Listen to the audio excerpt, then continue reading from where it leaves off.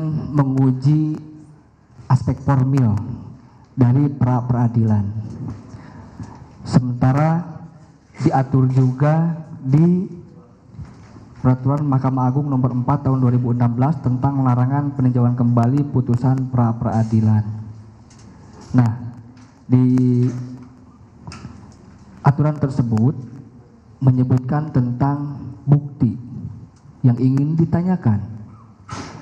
Kapan bukti tersebut harus diterima atau harus ditemukan atau harus didapatkan oleh penyidik atau aparat penegak hukum untuk menetapkan seseorang menjadi tersangka.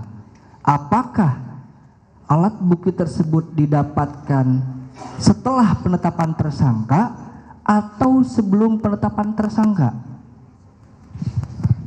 Mohon izin yang mulia, tadi saya ditanya berkali-kali mengenai hakikat penyidikan, definisi penyidikan.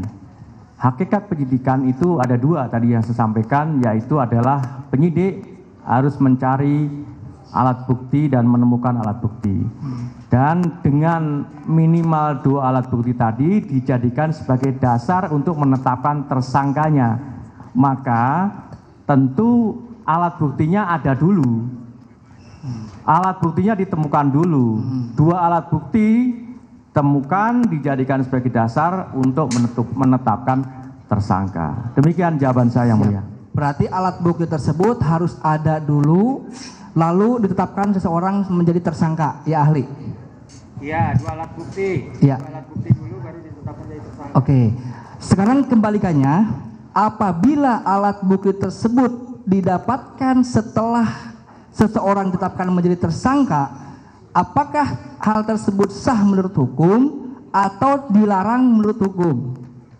Itu sebenarnya sudah bisa dijawab. Harus dua alat bukti itu di depan. Di depan, ya. iya. Itu ya, Ali. Kalau di belakang itu. Iya, berarti kalau seandainya di belakang itu boleh atau tidak begitu? Ya, tidak boleh lah. Tidak boleh ya? Oke, sepakat ya itu. Terima kasih yang mulia. Satu lagi. Ini udah jelas kok Ya, jawabannya, Ali. betul. Berarti kan tidak boleh ketika ada alat bukti didapatkan setelah ditetapkan tersangka kan gitu. Iya, Satu lagi yang mulia. ya. Saudara ahli, tolong jelaskan apa makna pro justisia? Tahu nggak makna pro justisia? Maknanya, bukan artinya, maknanya. Maknanya, tahu dia? Apa terkaitnya dengan pra peradilan? Terserah ahli lah. Karena ada, Ahli yang menjawab soalnya. ya. Mohon izin yang mulia, pro justisia memang tidak ada hubungannya dengan pra peradilan. Objek pra peradilan jelas tadi Bukan. saya tegaskan. Jadi ada hubungannya yang mulia. Jadi ini, mohon izin, Ya. mohon yang mulia dibuka bukti P1.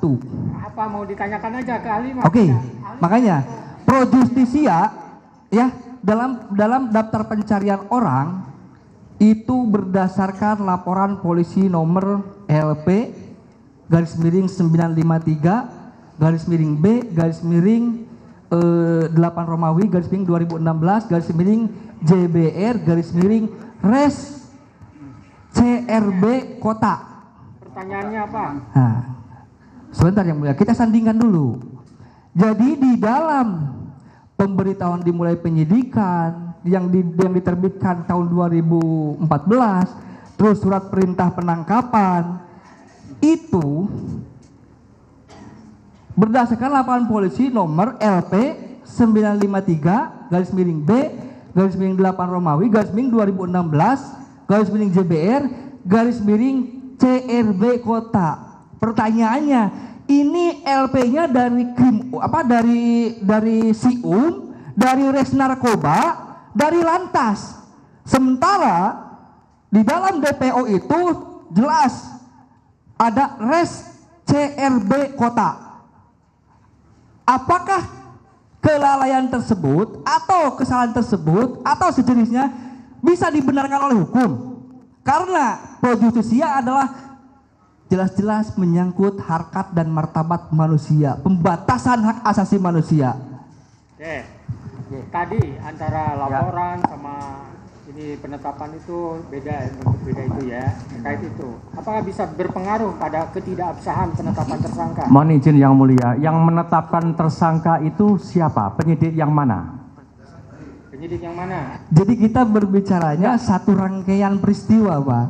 Begini. Penetapan DPO itu berdasarkan LP 953 B8 Romawi 2016 JBR Res CRB Kota. Itu dasar penetapan DPO.